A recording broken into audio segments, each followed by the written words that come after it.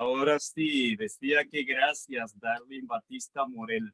Esos años inolvidables que pasamos juntos en el Colegio Betel y el grupo de amigos de Betania por siempre y los demás hermanos y amigos que nos han estado acompañando.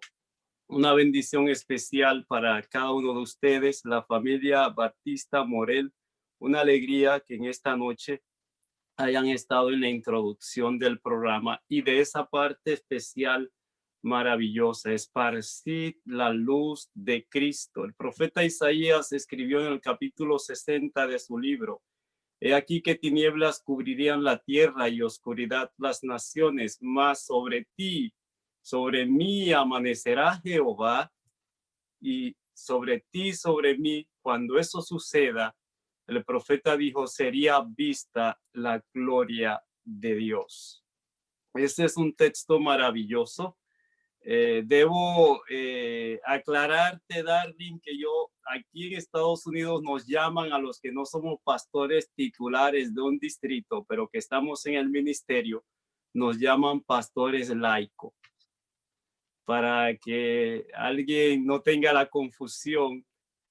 Si estamos en el ministerio prácticamente a tiempo completo, por la gracia de Dios, yo digo es el mejor trabajo, porque es sembrando para el reino.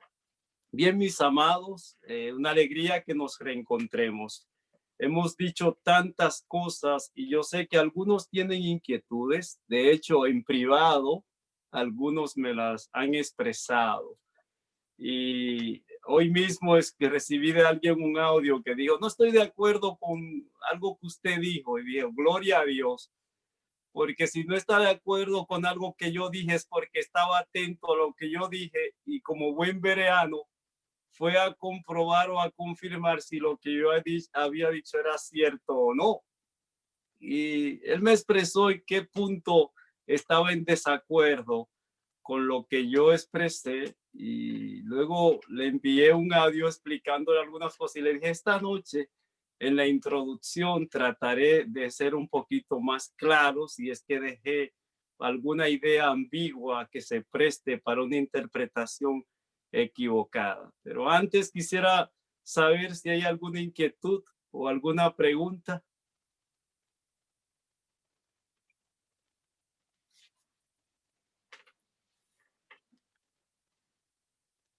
Rodi, ¿hay alguien que tenga alguna inquietud, alguna pregunta, comentario? Estoy revisando por aquí a ver si alguien escribió alguna pregunta, pero no veo que haya alguna pregunta todavía. Y si alguno tiene una pregunta y desea abrir su micrófono, por favor, este es el momento. Luego que pasemos el momento de las preguntas o aclarando, entonces seguiremos con la parte central sin interrupciones. Así que, por favor, si en este momento alguno tiene alguna pregunta aclarando, este es el momento, por favor.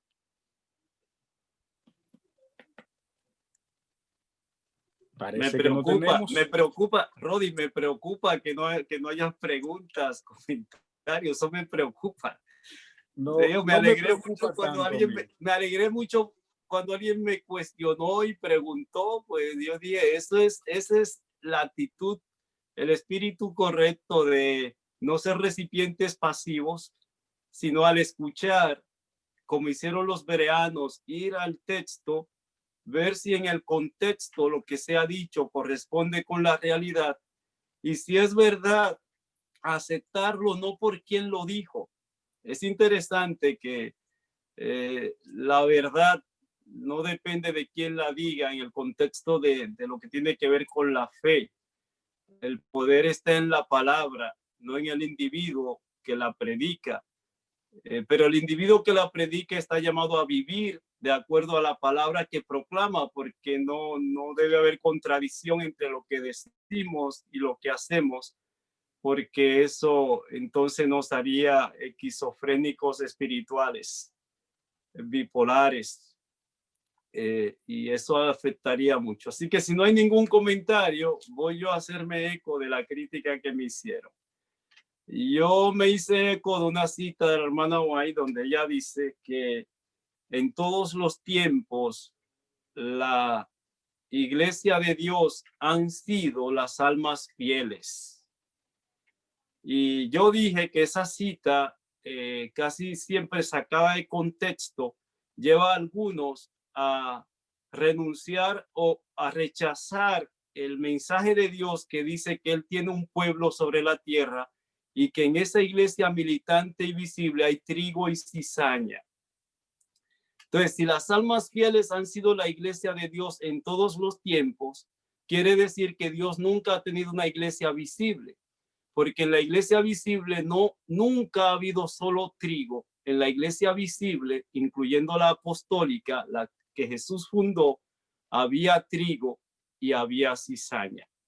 Siempre desde que entró el pecado, en los ministerios, en todos los sectores religiosos, hay trigo y hay cizaña. Por eso, cuando alguien se va de la iglesia y se une a un grupo disidente con la idea de que allá encontrará un núcleo, un grupo selecto y que todos serán trigo, pronto descubrirá que allí también hay trigo y cizaña. Y quizás el mismo que se fue constituye una cizaña.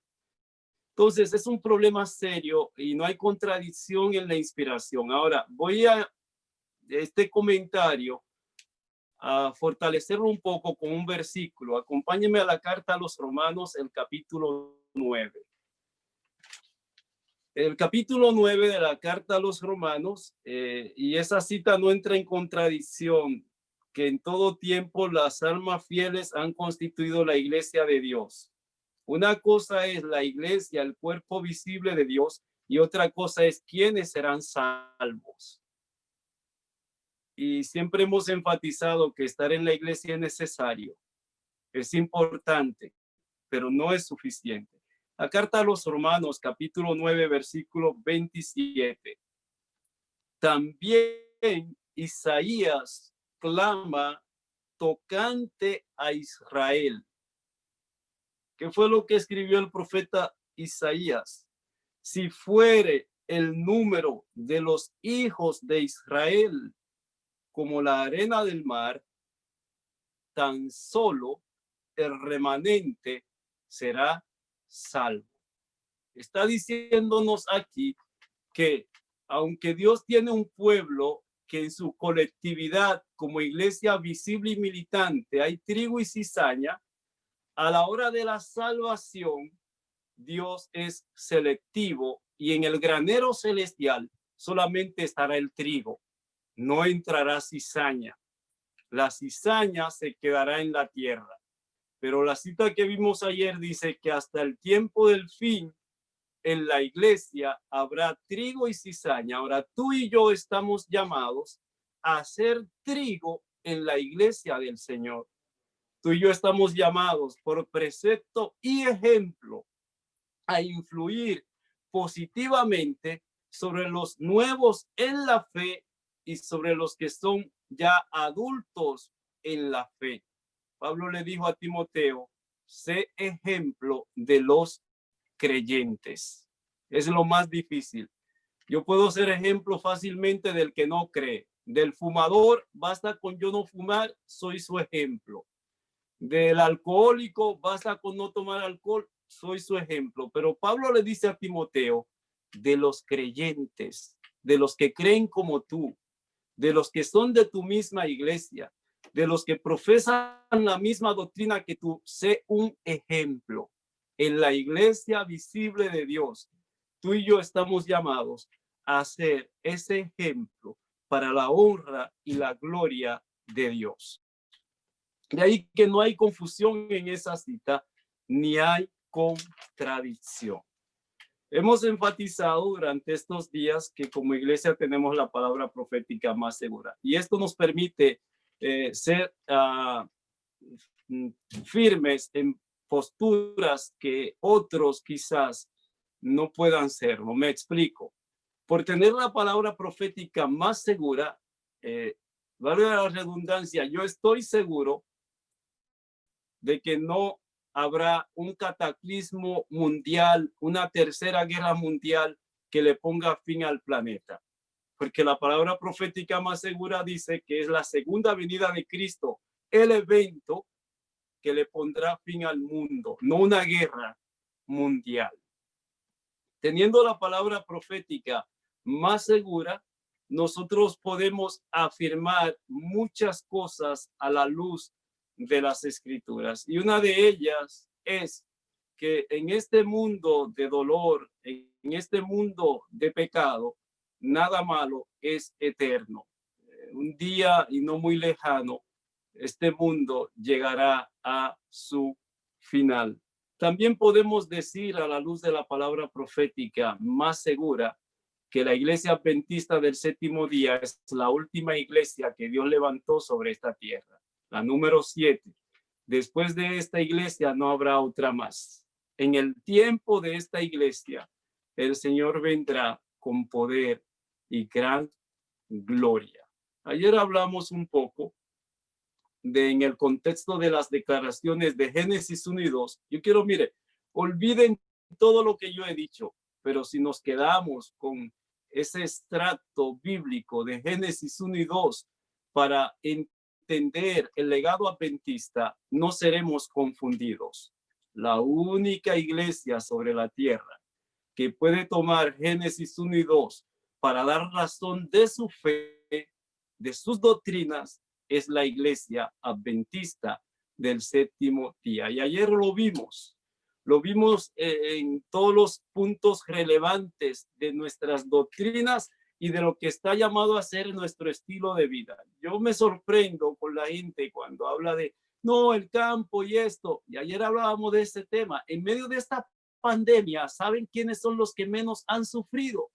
Los que no tienen que estar enmascarados, los que no han tenido que hacer filas para comprar alimentos, los que tienen en el campo su porción de terreno, su casita, cultivan allí frutas y vegetales. Estos ni están enmascarados, ni están atemorizados como estamos, los que estamos en las ciudades, en contacto con con un ambiente contaminado desde el punto de vista moral, espiritual, y con todos los gérmenes y bacterias que atentan contra nuestra salud. Gloria a Dios que nos ha dado un sistema inmunológico que le hace guerra a todos esos enemigos que hay en el ambiente. De ahí que la vida en el campo, y lo veíamos ayer, es una bendición. No hay que esperar la persecución ni la ley dominical para disfrutar lo que Dios nos ha dicho que era su plan original y que es para el bienestar de las familias. No todos tienen condiciones para dar ese paso en fe quizás en este momento, pero todos estamos llamados a orar, a hacer preparativos. Yo decía ayer, no necesitamos salir corriendo, fruto de un mensaje sensacionalista sacado de contexto y tomar decisiones imprudentes. Necesitamos con oración, necesitamos con un plan de familia, entonces colocar en la agenda eso de si el Señor nos provee los medios, los recursos, invertir en el mejor lugar donde podamos tener en medio de estas crisis, que esta es una pequeña crisis. Nosotros sabemos que vendrán otras peores. Y el Señor nos ha advertido de muchas cosas que han de suceder. Me dijeron que no tienen ninguna pregunta, porque yo estoy tratando de provocarlos un poco y nadie se atreve. Si no se motivan, vamos a orar. No se dejan provocar ustedes.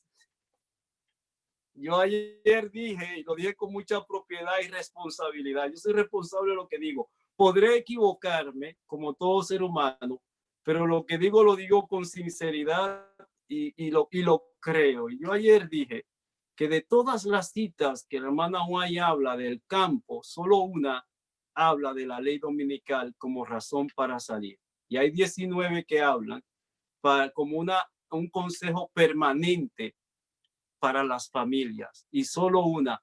Pero tristemente muchos que aún se jactan de ser doctos y grandes conocedores de la Biblia y profecía, toman esa sola cita y obvian las demás para dejar para el tiempo de la crisis la decisión para no salir caminando, sino huyendo. Y huyendo sin saber para dónde van. Lo más sabio es salir caminando. Ahora, en esta noche quisiera hablar son 3 temas muy serios. No sé quiénes los leyeron. ¿Alguien leyó los temas que corresponden los capítulos al día de hoy? No me digan que también me están dejando solos en la lectura. Ah, sí. Ahí ya veo la hermana Sandra, dice que los leyó. Dios te bendiga. Quizás alguien no pudo leerlos todos por razones de tiempo. Esto nos invita, nos dice que debemos ver cómo ajustamos el tiempo. Yo sé que no siempre podemos tener esa lectura sistemática así, pero mínimo debemos dedicar 1 hora diaria a la contemplación de la vida de Cristo. Y especialmente, dice la inspiración, a las escenas finales. Oremos. Padre, gracias una vez más por la oportunidad que nos das de reunirnos en tu nombre. Hoy, cuando muchas de tus iglesias están cerrados los templos por las razones que ya todos conocemos de esta pandemia, pero gracias porque tú has permitido en tu amor y misericordia que cada iglesia sea una familia, se haya constituido en el lugar donde se adora, donde se puede alabar tu nombre. Gracias porque cada casa, como en la iglesia apostólica de tus hijos, ha venido a ser una pequeña iglesia. De hecho, tú has dicho que el rebaño más importante es la familia, que tu plan es salvar la familia. Le dijiste a Noé, entra en el arca tú, tu esposa, tus hijos y las esposas de tus hijos, porque tu anhelo y tu deseo es que cada familia esté sellada para la vida eterna. Las familias del grupo de amigos de Betania por siempre, las familias que están en esta noche en este programa especial, bendícelas, Padre. Tú conoces cuáles son nuestras necesidades individuales, familiares, como iglesia y como Padre que eres, que estás atento a nuestras necesidades y dispuesto a suplirlas conforme a tu voluntad.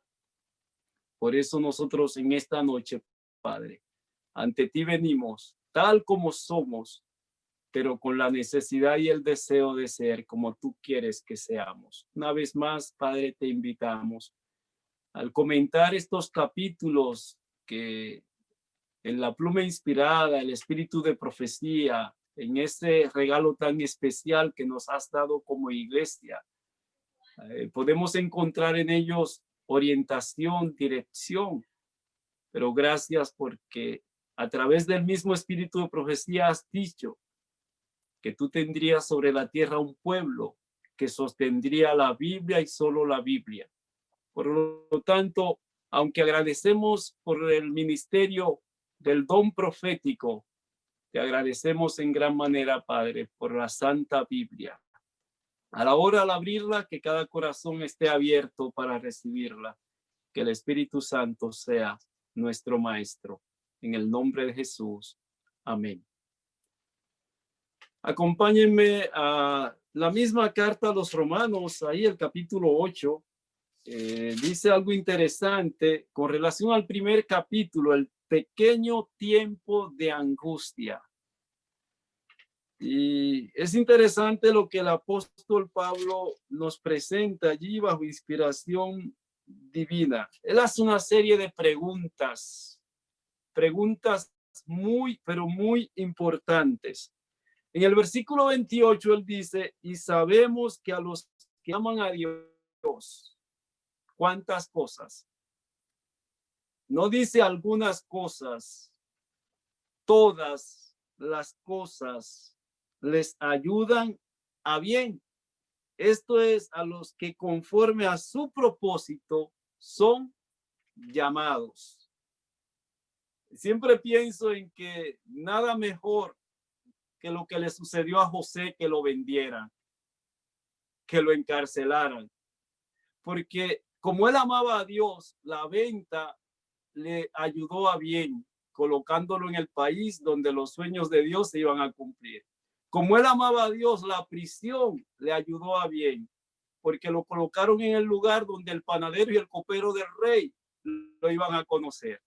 Nos damos cuenta que cuando el texto dice a los que aman a Dios, todas las cosas les ayudan a bien, es que si tú pierdes tu trabajo por la fidelidad a Dios, si por la fidelidad a Dios alguien procura evitar tu amistad, pues todo lo que suceda en la fidelidad a Dios, el texto dice, es para bien, aunque no lo entendamos en el momento. Ahora el versículo 31, él hace una pregunta.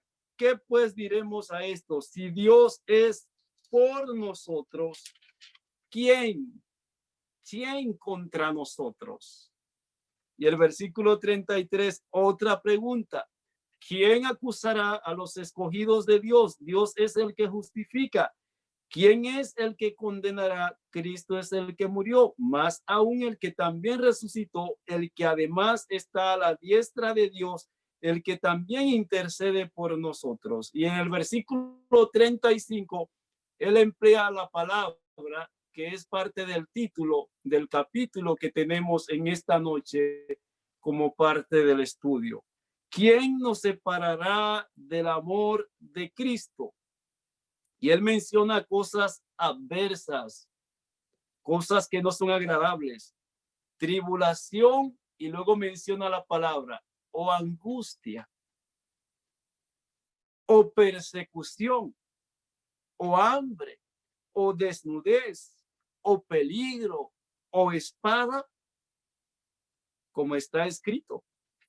Por causa de ti somos muertos todo el tiempo, somos contados como ovejas de matadero. Versículo 38, por lo cual, versículo 37, antes en todas estas cosas somos más que vencedores por medio de aquel que nos amó, por lo cual estoy seguro, decía el apóstol, de que ni la muerte, ni la vida, ni ángeles, ni principados, ni potestades, ni lo presente, ni lo porvenir. En el presente son muchas las cosas que nos afligen, son muchas las cosas negativas que hay a nuestro alrededor. Él dice, estoy seguro que ni lo presente, hay muchas cosas que están en el futuro cercano. En cuanto al cumplimiento profético, él dice, ni lo porvenir, ni lo alto, ni lo profundo, ni ninguna otra cosa creada nos podrá separar del amor de Dios que es en Cristo Jesús, Señor nuestro. ¿Quién nos separará del amor de Cristo? El apóstol dice, nada, ninguna circunstancia nos debe separar del amor de Cristo. El pequeño tiempo de angustia. Voy a leer el primer párrafo que dice, una gran crisis aguarda al pueblo de Dios. Muy pronto, nuestra nación intentará imponer sobre todos la observancia del primer día de la semana como un día sagrado. Al hacerlo, no tendrán escrúpulos de obligar a los hombres contra la voz de su propia conciencia a obedecer el día que la nación declara como día de reposo. Aquí dice que vendrán circunstancias, una situación en la que se impondrá el primer día de la semana, entiéndase el domingo, como día de reposo obligatorio. Ángelo preguntó hace unas 2 noches atrás a Canny que qué era la ley dominical.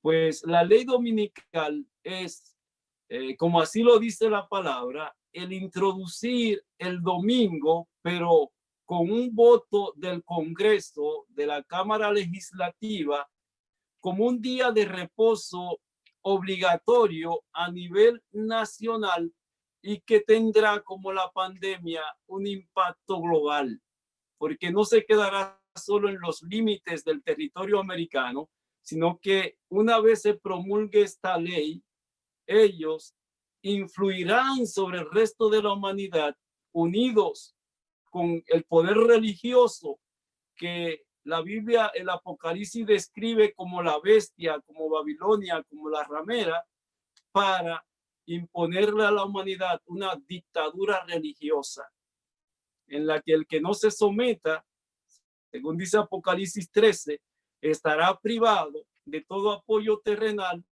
hasta de poder hacer transacciones comerciales con libertad. Dice Apocalipsis 13 que se nos prohibirá comprar y vender. ¿A quiénes? A quienes no aceptemos la marca de la bestia. Ese es un tema muy amplio.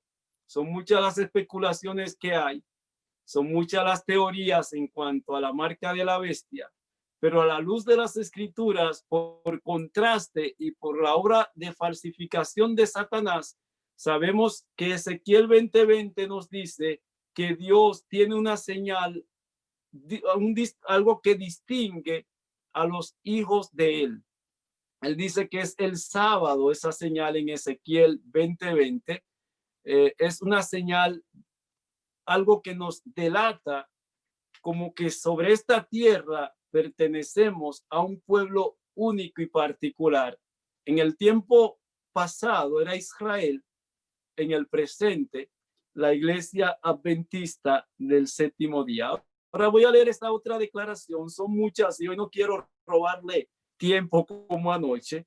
Los protestantes de los Estados Unidos serán los primeros en tender las manos a través de un doble abismo al espiritismo y al poder romano. Y bajo la influencia de esta triple alianza, ese país marchará en las huellas de Roma, pisoteando los derechos de la conciencia. Yo no sé, y Felicidad nos ha compartido en el pasado el tema de Apocalipsis 13 y creo que está en agenda hablar más sobre este tema, pero sabemos que en Apocalipsis 13 se habla de dos bestias. Y la primera bestia que allí aparece, lo dejo de tarea, leanlo en sus hogares, nos dice que fue herida de muerte. Pero el texto sagrado dice que esa herida fue luego curada. Y el texto luego dice que cuando se curó, toda la tierra se maravilló, la adoró y dijo, ¿quién como la bestia? Si hay alegría, quiere decir que lo que la bestia presenta responde al deseo de la humanidad en sentido colectivo. Si hay adoración, quiere decir que es un sistema religioso. Y si hay imposición a nivel global, quiere decir que es una religión con el apoyo del poder civil, con el gobierno. Yo dije hace unos días que a la luz de Apocalipsis 12, Apocalipsis 17, la mujer es usada como un símbolo de la iglesia, pero que la iglesia pasa a ser bestia cuando usa el poder civil para imponer sus dogmas.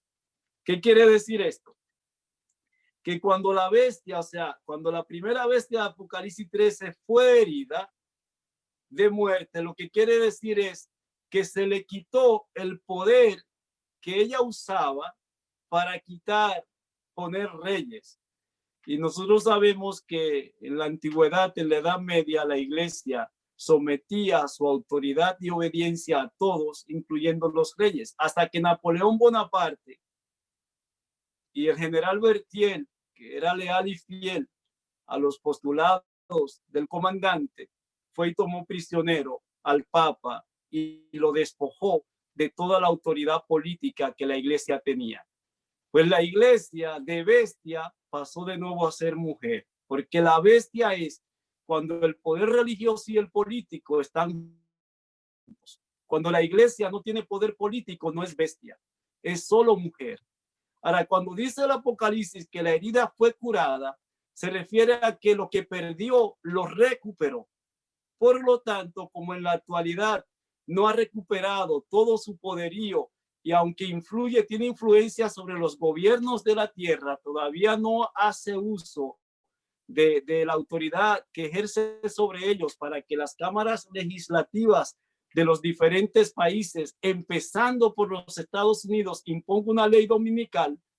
Como todavía eso no ha sucedido, la herida no se ha curado en su totalidad. Pero sabemos que es mucho el terreno que Roma ha ganado desde que perdió su autoridad en 1798, cuando el Papa fue llevado prisionero, hasta la actualidad. Es mucho el terreno que han ganado tanto en el mundo protestante como en el mundo político. Ahora, cuando esto suceda, ya nosotros sabemos cuáles serán las consecuencias. Por eso este capítulo ya habla del pequeño tiempo de angustia. ¿Por qué le llama pequeño tiempo de angustia? Porque tiene lugar no al final de la gracia, en medio de los juicios y las plagas que caen sobre este mundo, como la retribución divina a los impenitentes que de manera deliberada y obstinada rechazaron el llamado y la autoridad de Dios. Esto se le llama pequeño tiempo de angustia porque es el momento que los fieles van a vivir en medio de la proclamación de la ley dominical, al estar privados del apoyo terrenal y las situaciones que nos van a venir a raíz de esa consecuencia. El otro párrafo dice: aquellos que vivan durante los últimos días de la historia de esta tierra sabrán lo que significa ser perseguidos por causa de la verdad. Todos sabemos lo que Pablo le escribió a Timoteo en la segunda carta, capítulo 3, versículo 12. Los que quieran vivir piamente en Cristo Jesús padecerán persecución. O sea, en medio de la lealtad y la fidelidad a Dios, está predicho que nosotros sufriremos persecución. Ahora hay otra cita que dice: si somos llamados a sufrir por Cristo, y esta cita es muy importante, si somos llamados a sufrir por Cristo, seremos capaces de ir a prisión confiando en Él como un niño confía en sus padres. Ahora es el momento de cultivar la fe en Dios. ¿Qué es lo que nos dice esta cita? No sé si ustedes de los que le tienen miedo a la crisis final, yo le tengo miedo en un sentido. No fuimos hechos para sufrir y el sufrimiento no es agradable. No es que, ay, que venga la persecución. Hay personas que quisieran que llegara la persecución. Ay, quieren que la persecución va a llegar, pero usted ni yo necesitamos provocarla ni adelantarla. El tiempo de angustia va a llegar, pero hay personas que viven un tiempo de angustia a destiempo. Se genera un tiempo de angustia antes de la angustia, y cuando llegue la angustia ya no tendrán energía ni vitalidad, ni física ni espiritual, para hacerle frente a la crisis. De ahí que necesitamos vivir de acuerdo al momento histórico que el Señor nos ha permitido. Ahora, aquí también dice que necesitamos cultivar una fe. Hay una cita que me gusta mucho, el Espíritu Profecía, que dice que necesitamos poseer una fe capaz de soportar el hambre, el cansancio y la demora. Tres cosas difíciles. Y esta cita dice mucho, porque si me dice que yo debo tener una fe capaz de soportar el hambre, el apóstol preguntó: ¿qué nos separará del amor de Cristo? Ahora, aquí no dice que los hijos de Dios morirán de hambre. De hecho, no hay un solo caso en la Biblia que diga que un hijo de Dios murió de hambre. Murieron a espada, murieron en diferentes circunstancias, pero de hambre no. Pero aquí dice que nuestra fe debe ser capaz de soportar hambre, cansancio y demora, porque quizás para algunos las expectativas de los eventos finales no correspondan con la realidad de su cumplimiento. Me explico. En 1882, en California, se estaba proponiendo en la Cámara Legislativa que se aprobara una ley dominical. Y la hermana White escribió mucho, y Alonzo T. Young fue un instrumento de Dios para llevar la voz cantante, y hasta fue al Congreso para defender la libertad religiosa y también presentar que el día auténtico de reposo es el sábado. O sea, lo que te quiero decir es que hace más de un siglo que se ha estado intentando establecer una ley dominical. Y ahora no es cuando más cerca está desde el punto de vista que en esos días de 1880 era algo que estaba sobre el tapete. Hoy también está el tema sobre el tapete. ¿Cuándo será esto? No lo sabemos. No lo sabemos. Y tu consagración y mi consagración no deben depender de ese evento. Tu decisión y mi decisión no deben depender de ese evento. Pero necesitamos estar apercibidos. ¿Por qué? Dios nos ha dado la palabra profética más segura no para que tengamos información y ya. Recuerden que Jesús dijo a los discípulos, lo he dicho antes que suceda para cuando suceda creáis que yo soy. Ahora es importante el hecho de que los adventistas del séptimo día tenemos muchas cosas que decirle al mundo antes de que sucedan. Para que cuando esas cosas sucedan, el mundo religioso y el mundo escéptico, al verlas cumplirse, miren a la iglesia adventista del séptimo día y digan, ciertamente los adventistas tenían la razón. Pero si usted sabe, si yo sé que viene una calamidad, le va a suceder algo a alguien y no se lo decimos, y después que suceda, usted va de manera sin vergüenza y le dice, yo sabía. ¿Qué usted cree que le va a decir esa persona? Ah, tú lo sabías y no me lo dijiste. Esto es una actitud irresponsable. Es por eso que el triple mensaje angelical, que solo la iglesia adventista lo puede dar, porque nadie puede dar lo que no tiene, y solo la iglesia adventista ha recibido este legado, nosotros tenemos la responsabilidad de proclamarlo ante el mundo antes de que suceda la ley dominical y otros eventos, decirle al mundo a la luz de la palabra profética qué va a suceder. Recuerdo la experiencia que tuve con un pastor evangélico. Un diálogo de 2 horas, él me invitó para que habláramos acerca de la ley y el sábado. Y yo recuerdo que después de ese estudio, es una de las pocas invitaciones que yo he recibido después de un encuentro como este. Él me invitó a predicar en su iglesia y me permitió dirigirme a su congregación. Y yo recuerdo que una de las cosas que le dije a ese pastor fue, vendrá una ley dominical nacional. Me dijo, ¿cómo así? Le digo, a la luz de la palabra profética de Daniel y el Apocalipsis, se lo puedo comprobar. Y después de tener el estudio con él, me dijo, si llegara a suceder algo como tal, creeré que en realidad ustedes tienen la verdad y la razón. ¿Sabe cuál es la importancia de decirle al mundo las cosas antes que sucedan? Y muy pronto van a suceder cosas que no debemos permitir que le tomen por sorpresa a la humanidad, y mucho menos a la iglesia. Si hay alguien que necesita estar apercibido, es el adventista del séptimo día. Este capítulo es muy amplio, pero aquí hay una declaración que quisiera compartirla con ustedes. La cita anterior del hambre, el cansancio y la demora está en el conflicto de los siglos, la página 606. O sea, no la saqué de los capítulos de eventos de los últimos días. El otro capítulo que vimos hoy fue engaños satánicos de los últimos días. La palabra de Dios declara que cuando convenga el propósito del enemigo, a través de sus agentes manifestará un poder tan grande bajo una apariencia de cristianismo que engañará, si fuere posible, aún a los escogidos. ¿Recuerdan nuestro primer tema? Mirad que nadie que os engañe.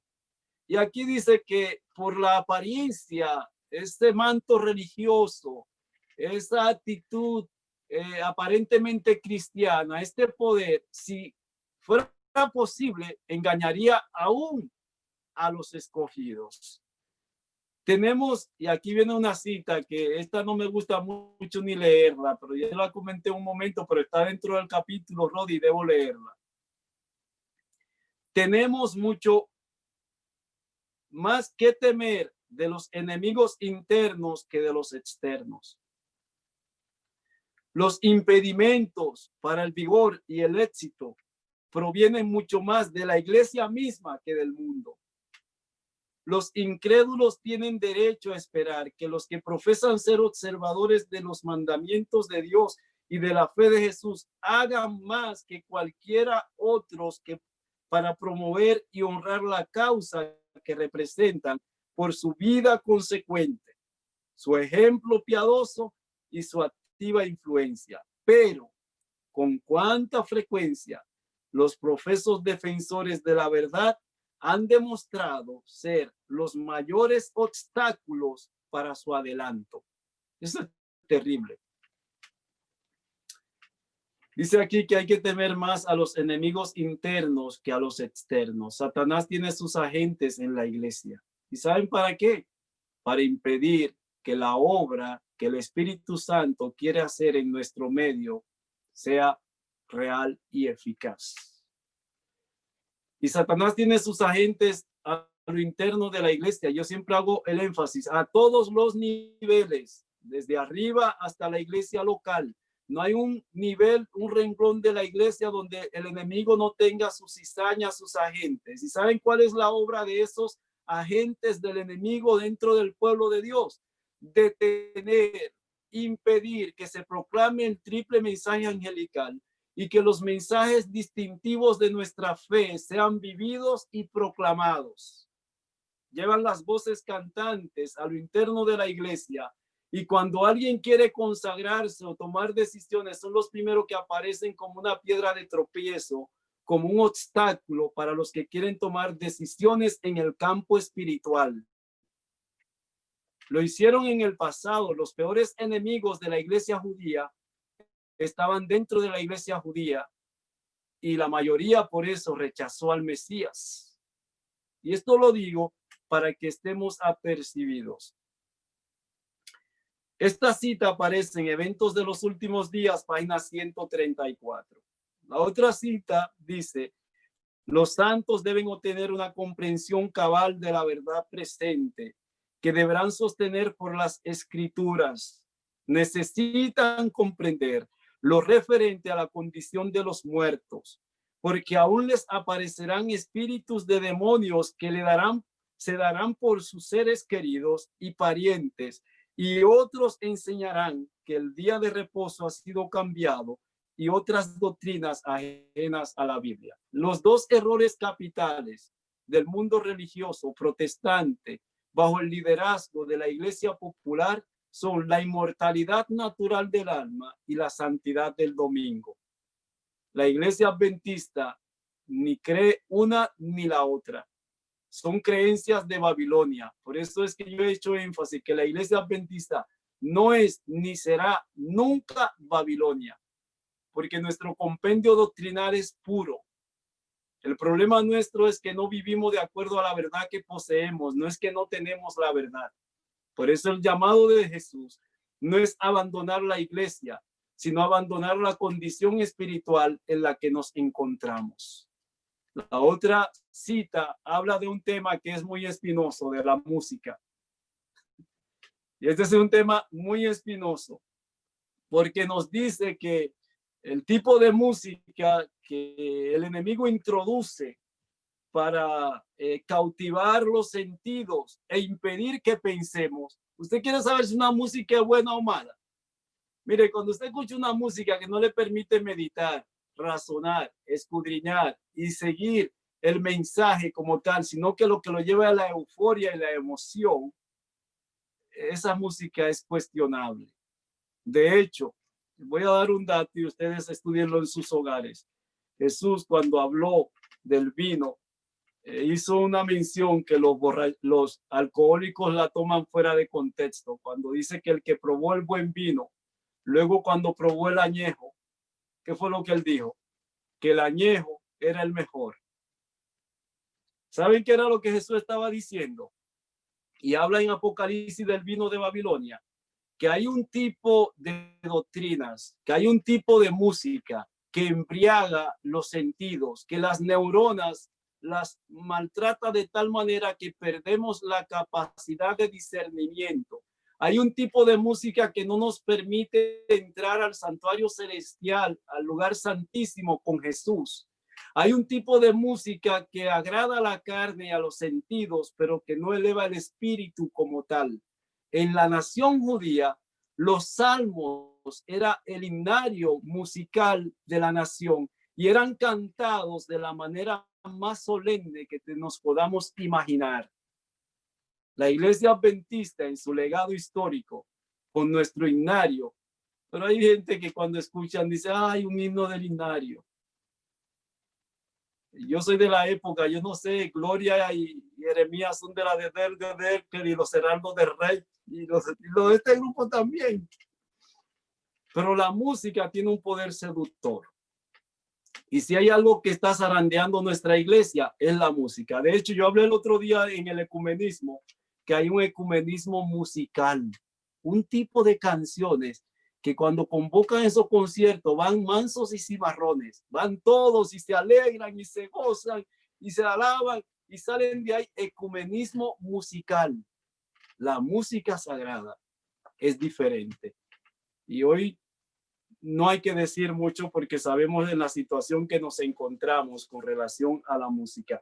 En la página 144 de eventos de los últimos días, la 142 habla y la 136 hablan de la música y habla de la necesidad de la Biblia como fuente de autoridad. Los milagros, dice ahí, tampoco deben ser la evidencia de si alguien tiene la verdad o no, porque el enemigo usará su poder y Dios se lo permitirá para obrar milagros engañosos. Vamos al número 3, que son capítulos, yo tengo que pasar rapidito para hacer luego una síntesis. El capítulo número 3 es el zarandeo. Y el capítulo del zarandeo dice, ser miembro de la iglesia no garantiza la salvación. Es la primera declaración que aparece en ese capítulo. Ser miembro de la iglesia es necesario. Ser bautizado es necesario. Tener el nombre en el libro de la iglesia es necesario. Pero ser miembro de la iglesia no es garantía de salvación. Ser bautizado no es garantía de salvación. Tener el nombre en el libro de la iglesia no es garantía de salvación. Miren qué dice esta cita. Es una solemne declaración la que hago a la iglesia de que ni uno de cada 20 de aquellos cuyos nombres están registrados en los libros de la iglesia se haya preparado para terminar su historia terrenal y que estarían tan ciertamente sin Dios y sin esperanza en el mundo como el pecador común.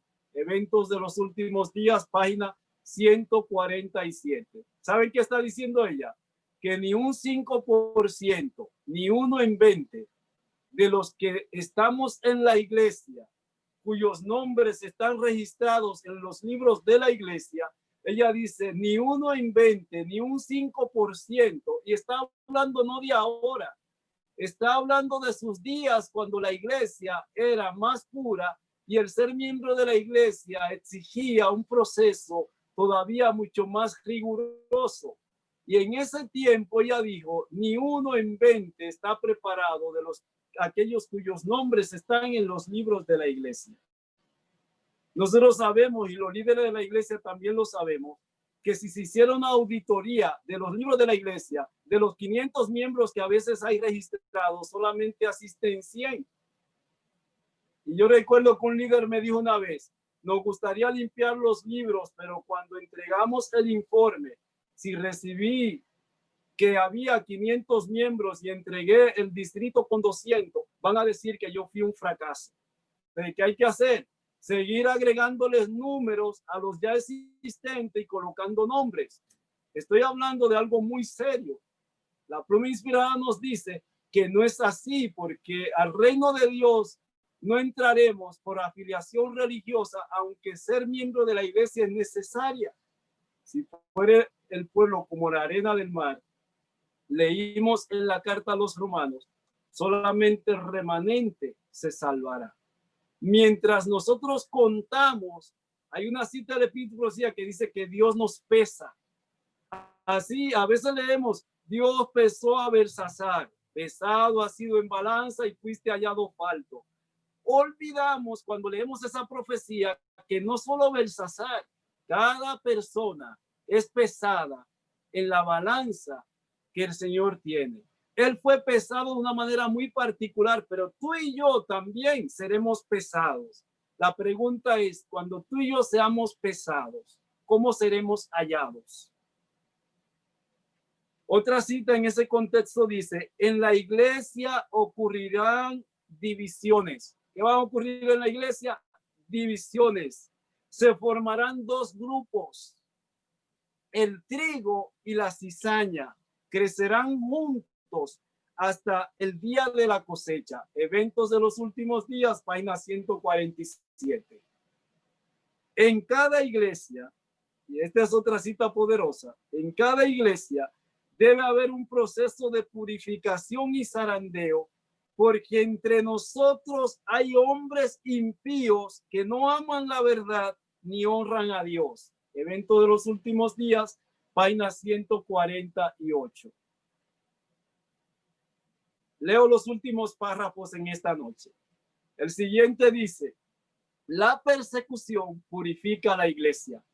Y este es un título muy interesante que aparece en Evento de los últimos días. ¿Qué es lo que purifica a la iglesia? La persecución. Yo siempre he dicho, mis amigos, ¿saben por qué yo le tengo mucho aprecio a todos ustedes? A Nanito, a Rodi, a Felicidad, a todos los del grupo. Porque mis amigos, ¿saben quiénes son? Mis amigos de la infancia, de la adolescencia, de la juventud temprana y de la pobreza. Los amigos que me llegan en el momento de la prosperidad, los amigos que me llegan en el momento de la bonanza, los amigos que me llegan en el momento de la fama, eso no sé yo si son mis amigos.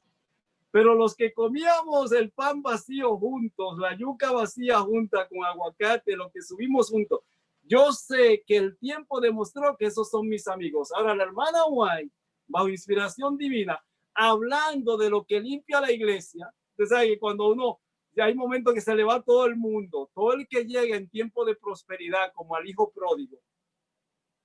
El hijo pródigo se fue y cuando lo tenía todo le llegaron las mujeres, los amigos. Cuando se le fue la prosperidad y el bienestar y se le acabó la plata, se fueron todos. Ahora, ella dice, la prosperidad, escuchen esta cita, la prosperidad contribuye a que ingresen en la iglesia multitudes que meramente profesan la religión. La adversidad las elimina de la iglesia. Evento de los últimos días, página 148. ¿Qué hace la prosperidad? Atrae a la gente a la iglesia. ¿Qué hace la adversidad? Los elimina de la iglesia. Otra cita dice, debido a la falta de persecución, han ingresado en nuestras filas hombres que aparentan estar firmes y tener un cristianismo incuestionable. Pero ¿quiénes? Si la persecución surgiere, se apartarían de nosotros. Página 148 de Evento de los últimos días. Dice que la falta de persecución ha traído a las filas del pueblo de Dios a personas que cuando la persecución surja, se irán. Y esta viene la cita más dura que la dejé para el final. Escuchen esta. La obra que la iglesia no ha hecho en tiempo de paz y prosperidad, tendrá que hacerla durante una crisis terrible. No sé si escucharon. La obra que nosotros los adventistas, esa obra de decirle al mundo antes que las cosas sucedan, para cuando sucedan crean, la obra que la iglesia, que tú y yo no hemos hecho en tiempo de relativa paz y prosperidad, dice, tendrá que hacerla durante una crisis terrible, en las circunstancias más desalentadoras y prohibitivas. Las amonestaciones que la conformidad al mundo ha hecho callar o retener deberán darse bajo la más fiera oposición de los enemigos de la fe. ¿Saben qué está diciendo? Que a lo interno de la iglesia hay gente que está buscando estatus y rango social. Que a lo interno de la iglesia hay líderes, hay pastores, hay ancianos, hay miembros que buscando la prosperidad y el aplauso y el apoyo del mundo prefieren callar verdades impopulares para no granjearse la consecuencia de ser tildados como dogmáticos o sectarios. No, es que tú eres una secta. Nuestro deseo de aceptación es peligroso. Yo siempre le he dicho que lo más peligroso para un ser humano es el deseo de aceptación, porque el siguiente paso es una terrible crisis de identidad y el aceptar de los demás condiciones para ser aceptado en su círculo. La iglesia no necesita entrar en controversia innecesaria con el mundo, pero tampoco debe, para estar en paz con el mundo, callar lo que es necesario proclamar. ¿Me doy a entender?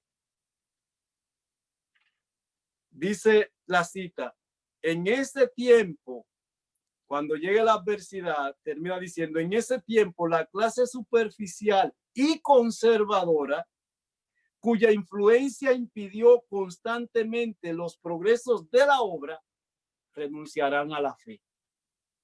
Hay personas que por su influencia, más que permitir que el mensaje llegue, y no estoy hablando de cualquier mensaje, hermanos, estoy hablando del triple mensaje angelical.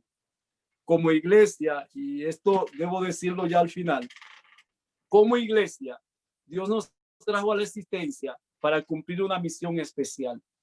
Tenemos toda la luz y la verdad que brilló en las iglesias protestantes surgidas en el movimiento de la Reforma al final de la Edad Media.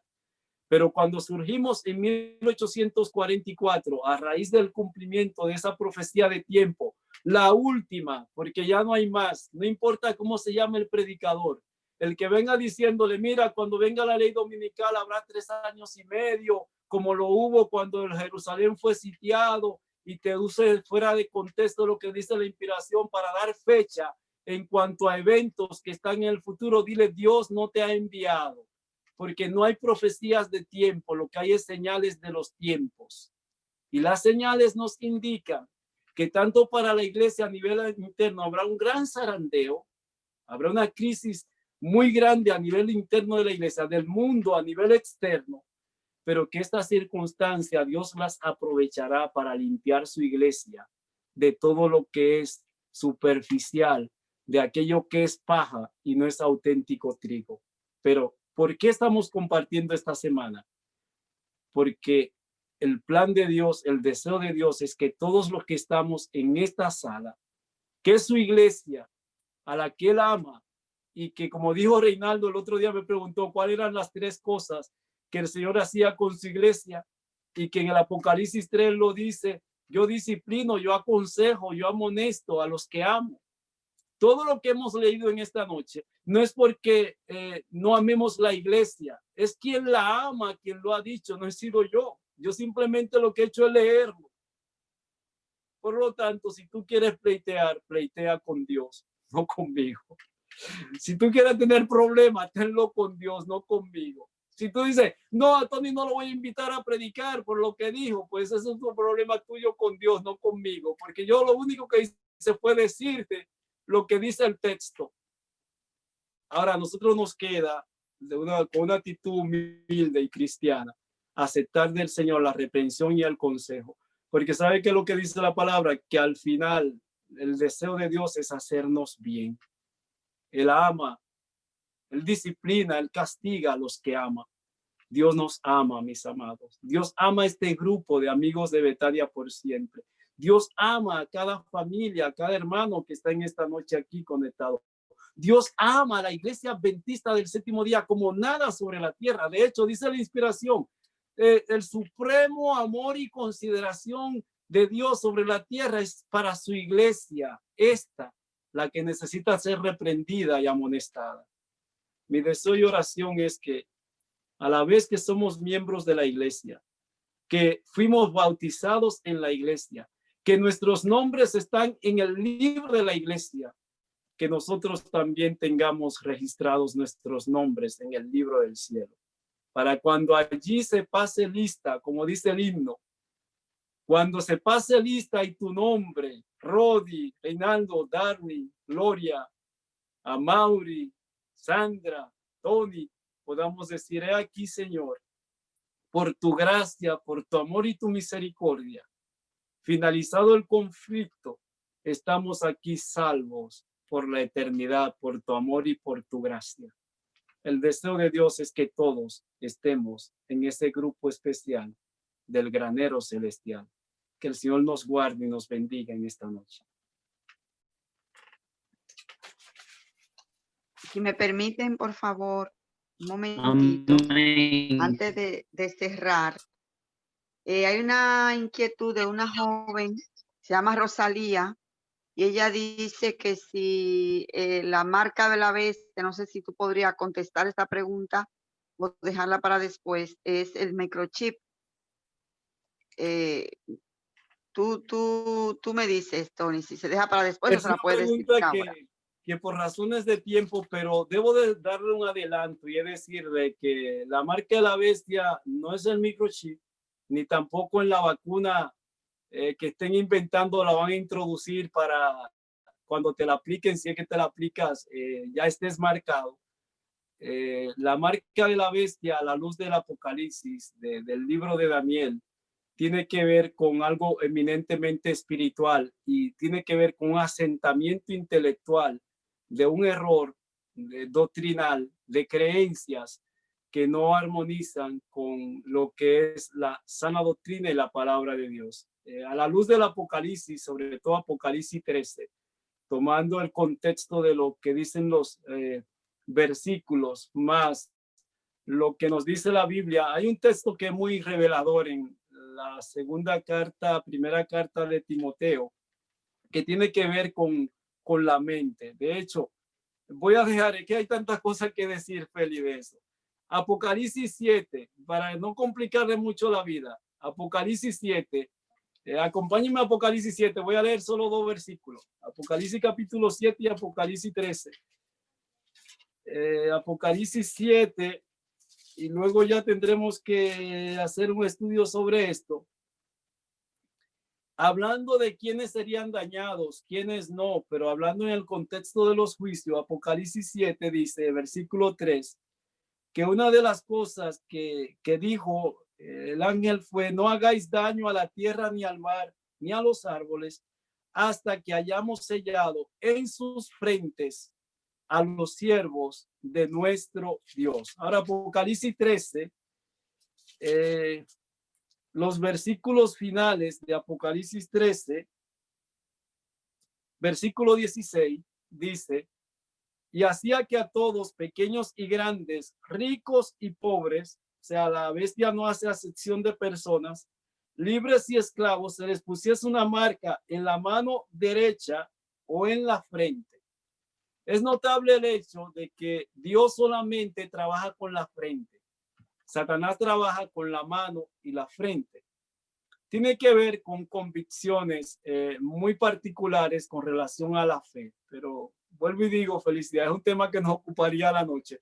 Pero esa persona, podemos hablar del tema con Biblia en mano, fuera de cámara, en un tiempo acordado, agendado, que no sea hoy, o con Felicidad misma que haga un estudio o otros del grupo que estén dispuestos a darle respuesta bíblica a esa pregunta. Bueno, Rosalía, cuando guste, pues nos contacta por aquí mismo y hacemos esta pequeña reunión, Tony, sacamos el tiempecito y se lo explicamos a ella y a cualquiera Perfecto. que desee. Perfecto, pero no tiene nada que ver con un microchip, no tiene que ver con la con cédula nueva, con la licencia, con ningún carnet de identidad personal, con nada de eso tiene que ver. Si tú tienes miedo a que te controlen, bote el celular. Ya tú estás controlado. El celular, saben, te rastrean de una vez donde tú estás. Hay temores infundados que no corresponden con la realidad bíblica. Inmediatamente tú levantes el celular, ya está. Por eso yo decía una de estas noches que el campo no es lugar para huir, para que la bestia no te encuentre. El campo es el lugar para vivir y disfrutarlo mientras podemos hacerlo. Y cuando llegue la crisis, tener un poquito más de libertad. pero no hay lugar en la tierra donde tú y yo nos podamos esconder. Solo hay uno. Si estamos escondidos con Cristo en Dios, el enemigo no podrá destruirnos.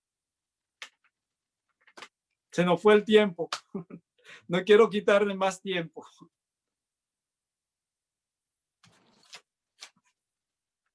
Pues vamos a cerrar entonces, Tony, con la palabra de oración para culminar en esta noche, y les invitamos a todos a que mañana a las 7:45 hora República Dominicana nos acompañen por aquí. Hay los siguientes capítulos, Rodi, del libro Eventos de los Últimos Días, los siguientes 3 capítulos. Felicidad, no lo tengo ahora aquí en la mano, pero igual compártelos. ¿Cuáles son los siguientes capítulos? O alguien más, una vez yo ore, pues compartimos los capítulos que corresponden a el encuentro de mañana. Padre amado, gracias una vez más por la oportunidad que nos has dado en esta noche de reunirnos a través de este medio. Gracias, Padre, por cada miembro de este grupo, por cada familia, las iglesias representadas en este grupo, que esta noche hermanos de diferentes países, lugares, nos acompañaron. Gracias por la palabra profética, Señor, más segura que nos has dejado. Tú dijiste, lo he dicho antes que suceda, para cuando suceda, crean. Tenemos más que evidencias para creerte, para amarte, para adorarte. No estamos esperando el cumplimiento de eventos en el futuro para creer. Más bien sabemos que esos eventos tendrán su cumplimiento y que nos señalarán el tiempo de tu venida. Oh Padre, sabemos que el gran evento es tu segunda venida, para la que es necesario que estemos preparados. Gracias por hacernos parte de tu iglesia militante y visible sobre esta tierra. Una iglesia que, por ser una iglesia compuesta por seres humanos, hay muchas situaciones a lo interno que quizás las que están en mí, que son negativas, son parte de la iglesia, y la que está en cada persona que es miembro de la iglesia también afecta a la iglesia. Por lo tanto, Padre, en medio de la realidad que vivimos, nuestro único anhelo y deseo es poder ser trigo para tu granero, poder ser dentro de la iglesia agentes, instrumentos para tu honra y tu gloria y para bendición de tu pueblo. Gracias por la verdad que has hecho brillar sobre nosotros, por la luz que nos has dado, por el triple mensaje angelical como legado para ser proclamado ante este mundo. Primero, permítenos vivirlo y experimentarlo, sentir el gozo de la salvación y poder salir con tu espíritu a compartir con los demás lo que por gracia hemos recibido. Una vez más, en esta noche pedimos la protección de tus santos ángeles, que acampen alrededor de nosotros, de nuestros seres amados, en el nombre y en los méritos de nuestro amado Salvador e intercesor, Cristo Jesús. Amén.